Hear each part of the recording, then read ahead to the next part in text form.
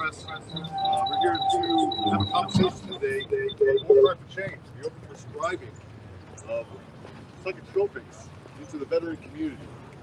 For the last 20 plus years, this has been troubling the veteran community and killing members, brothers, sisters, warfighters in mass amounts. Over 156,000 veterans in the 20 plus years of the global war on terrorism have taken their lives. We understand that 68% of veterans inside the Veteran Health Administration are currently being prescribed psychotropics. We understand that an additional 28% of veterans are being prescribed anti-psychotic medicines. Ladies and gentlemen, this is a problem. The problem lies in that we are overprescribing these individuals with these psychotropics, and the harm that is coming with them is not being communicated to these individuals. In the early 2000s, the VHA implemented an opioid policy inside the VHA and eliminated the problem of opioid addiction and overuse within the system. And it is very similar to the problem that we have today. This can change. We can change this now. The VHA can change this today. And not one more life needs to be sacrificed or lost. We've gathered our friends and families, those that have been harmed by this. And we're going to be having a summit today to talk about the real dangers that come with these medications prescribed into our community. We're asking for a couple simple things. Informed signatory consent. We're asking for proper prescribing policies. We're asking for some dignity. Dignity in our mental health, dignity in our ability to facilitate the needs to keep us straight and narrow and contributing to society and being the veterans and those community leaders that we know that we are. But because of these medications, we're being put into a corner, we're being over-medicated, we're killing ourselves. We should be ashamed. Ashamed. Today that changes. I want to introduce you to Brian and Kim Brumfeld. Their son, Connor, is 22 years old, served in the United States Army, took his life because he went to the VHA and was prescribed Wellbutrin. A very similar circumstance happened to my dear friend, Corporal Paul Kludat. Went to the VA for smoking cessation, was provided Wellbutrin, and within 4 months he killed himself. It's unacceptable. I want you to hear their story. Brian, Kim.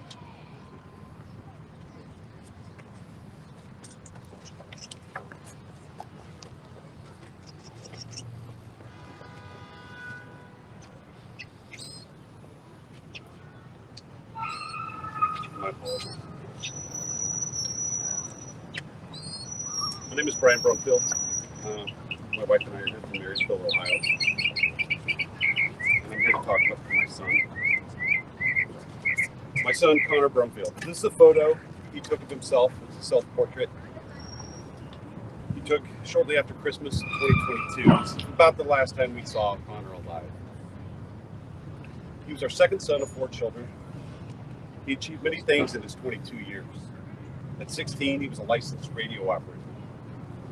He became an Eagle Scout before his 18th birthday. During that same time frame, he was studying welding and achieved certifications and became a professional welder before he joined the Army in 2019. Connor was 22 years old when he discharged from the Army honorably in January of 2023. He was a student veteran. He was attending University of Montana Technological Institute in Butte. We last saw our son in person December 31st, 2022, as he drove his Toyota Tacoma across the country to start his new life after the Army. He lived there with his best friend, his Army veteran buddy. They shared a an apartment in downtown Butte, and he was having the time of his life. On March 30th, 2023, he visited the VA one time to establish care post-Army. He was administered the Pfizer-developed PHQ screening test. He scored a 17, and the attending nurse practitioner looked up the results in the DSM assessment guide and determined that he was suffering from depression. And she prescribed him the so-called antidepressant, bupropion, also known as Wellbutrin. What we've come to learn is that that action was negligent on many levels. Connor received a traumatic brain injury, a TBI, while he was serving in the Army. He suffered from many effects of that TBI, including headaches, lack of sleep, vision issues, memory acuity. He was miserable because of the side effects of the TBI, and the Army never helped him with his TBI. He was not depressed. He was miserable. The DoD and VA have a traumatic brain treatment guide that says to avoid bupropion if they have a traumatic brain injury, and yet the VA prescribed this drug to this young man. Apparently, the VA nurse practitioner was unaware of their own guidelines to avoid that drug. Wellbutrin also has a number of manufacturer and industry prescription guidelines and the FDA black box warning. Apparently, the VA nurse practitioner did not know about this, such as don't prescribe them to individuals under 25 years old. My son was 22. Because of the increased risk of suicide that this drug has. If the VA had followed their own TBI treatment guideline, Connor would still be with us. If the VA had followed the black box warning or the industry prescription guidelines, Connor would still be with us. If the VA had followed their own treatment guidelines for starting a patient on a new psychoactive drug regimen, Connor would still be with us. If the VA nurse practitioner had addressed his need for monitoring after starting a new drug program, which they did not do. He never received a follow-up phone call. He never received any attention. He was left on his own. His family wasn't notified. His roommate wasn't notified. His behavioral changes went unnoticed and uncaught. And after 8 days of taking the medicine as prescribed, he took his own life. The VA failed to give him a lethal means assessment. He had 6 rifles in his apartment. If